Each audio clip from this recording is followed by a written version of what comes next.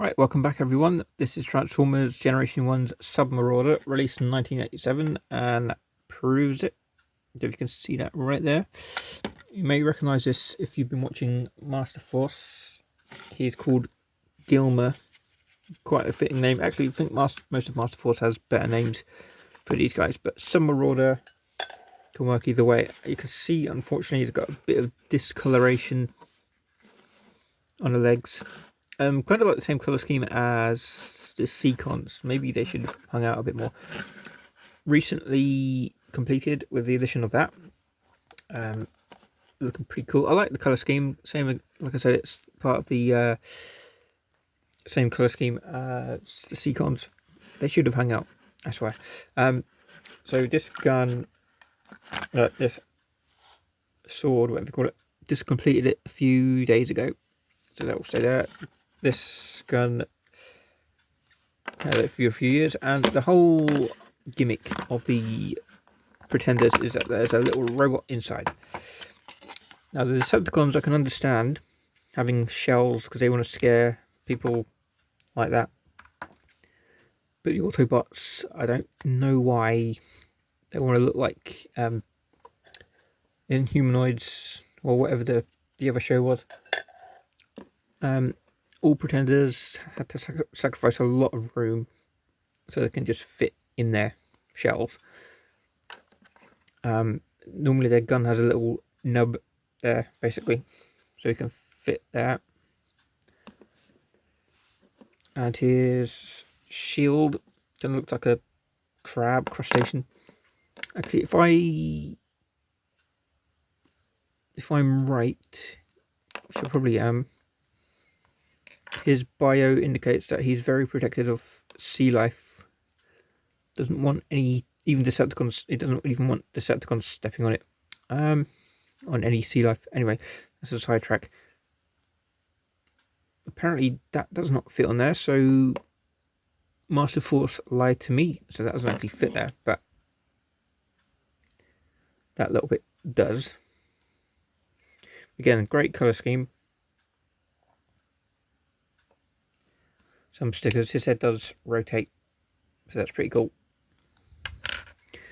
Now the whole gimmick of the Pretenders is that they will go back and he transforms into a submarine. Some kind of submarine, at least.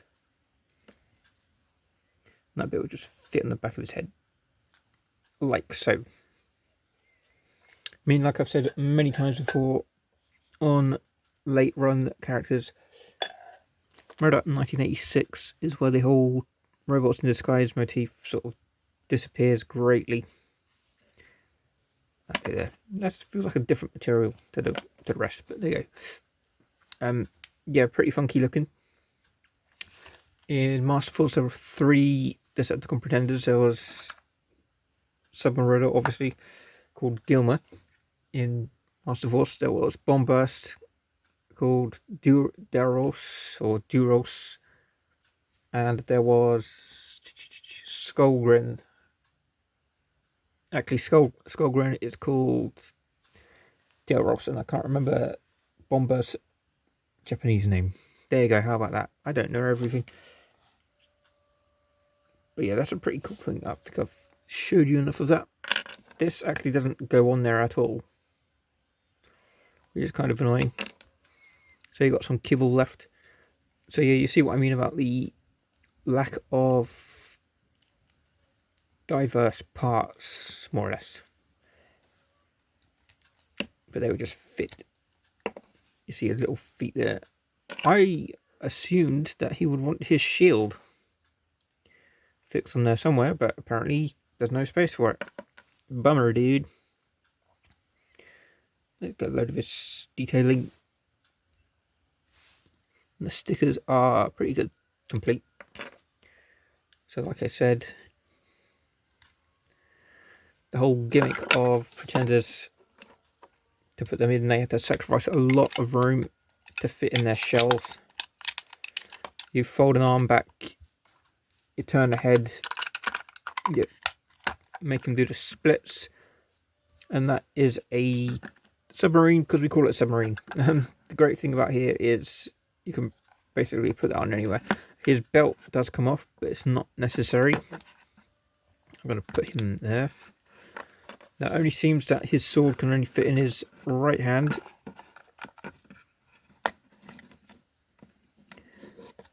I'd say. And there we go. We are back to where we started. Great colour scheme. I don't quite know what they were thinking with this, but that is what we get from Transformers. So this is Decepticons, Transformers, Generation 1's Submarauder, or Gilmer. I call him Gilmer is probably more of a better name, but go with it. Your mileage may vary. You can see a bit of discoloration on the arms as well. I don't know quite what's going on here, but they all have that pretend backpack just to store his Decepticon junker inside. Like a far cry from the jets, which were released maybe about 2 or 3 years before that. Hasbro was clearly going in a different direction. Like I said, I'll say it again, robots in disguise. You can't walk down the street like that and not get looks. Okay. So check out Master Force if you can. They feature prominently. In fact, they were pretty much the whole basis of the early run shows. And then once the Headmasters and Power Masters or Godmasters come in, they're relegated to comic relief basically, which isn't fair basically, but we get what we get.